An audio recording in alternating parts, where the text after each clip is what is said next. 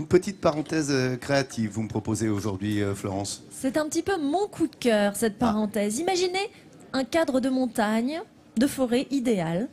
Des professionnels aguerris qui vous apprennent leur art. C'est la promesse de l'atelier des savoir-faire au cœur du parc naturel du Haut-Jura. Nous avons suivi une bande de copains originaires de la région parisienne qui se sont offerts un stage d'ébénisterie, une vraie bouffée d'air créatif. C'est au cœur d'un pays industrieux qui a vu naître horlogerie, lunetterie et jouets face à la montagne que chacun peut aujourd'hui s'offrir un stage créatif à l'atelier des savoir-faire.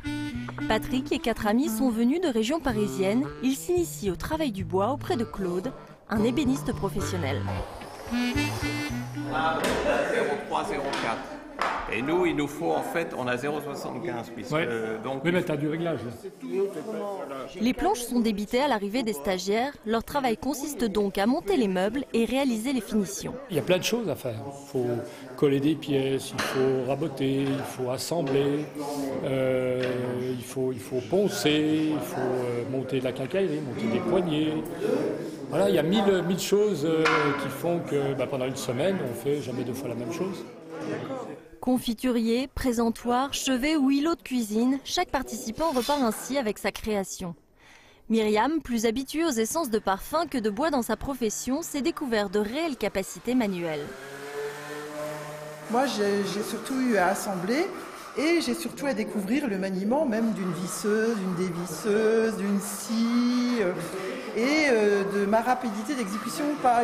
Le maître de stage m'a dit « tu n'es pas dans un stage de méditation. Observer, ça va bien, mais il faut faire ». Le cadre du parc naturel du Haut-Jura contribue à l'épanouissement des artisans en herbe.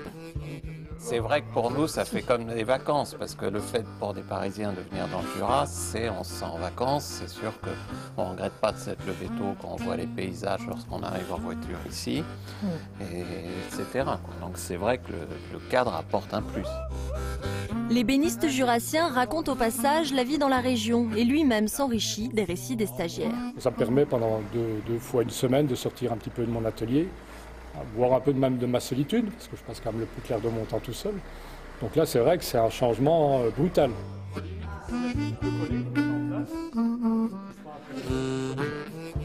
Forts de leur nouvelle expérience artisanale et d'un travail coopératif au quotidien, les 5 amis sont déjà prêts à signer pour un nouveau stage, une nouvelle parenthèse créative au cœur du Jura.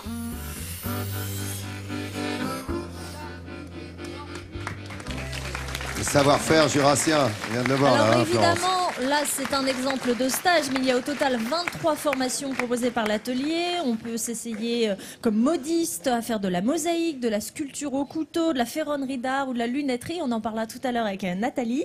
Chaque fois avec un artisan qui vit de son métier. Il y a donc une véritable transmission du matériel professionnel et puis on repart avec sa création. Donc c'est pour la découverte, le plaisir, ou si on a un projet de reconversion professionnelle, il y en a qui se sont lancés après un stage. Les gens viennent de la France entière et reviennent. C'est vraiment le concept de parenthèse créative, quelque chose qui devrait se développer. Pourquoi pas, ça peut être une idée de cadeau de Noël. Merci en tous les cas de cette bonne idée que tu nous as transmise. On en parle tout à l'heure, hein, parce que, attends, c'est l'objet de notre feuilleton de la semaine que vous retrouvez en fin d'émission chaque jour. C'est l'artisanat made in Jura. Elle le disait, tu vas parler des lunettes tout à l'heure. Oui, Nat. Non, ce que je voulais dire, moi, c'était que je suis pas étonnée parce que les artisans jurassiens font partie des premiers au monde à s'être organisés en coopérative dès le XIIIe siècle. Donc, ils ont eu très tôt conscience de la solidarité et de l'importance de la qualité dans ce travail. Donc, je suis pas étonnée qu'ils excellent non seulement dans leur artisanat et dans la transmission. Merci Donc, voilà, de cette c'est juste pour dire précision. ça. Merci Nat, absolument. Bravo.